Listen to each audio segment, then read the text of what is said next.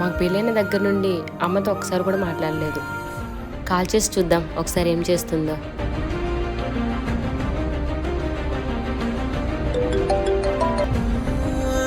Hello అమ్మా.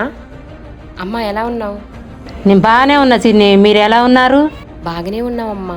ఏంటి చిన్ని, మీరు వెళ్ళిన దగ్గర నుంచి ఫోన్ చేయడం లేదు, మమ్మల్ని మర్చిపోయినవా? మిమ్మల్ని ఎలా మర్చిపోతా అమ్మా?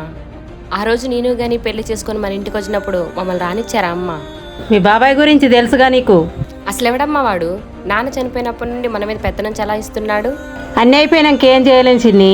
మనకు రావాల్సిన ఆస్తి కూడా లాగేశాడు. నేను కోర్టులో కేసు పెడతా, అప్పుడు మనకు రావాల్సిన ఆస్తి ఎలా రాదో నేను చూస్తా. ఎవరితో మాట్లాడుతున్నావు?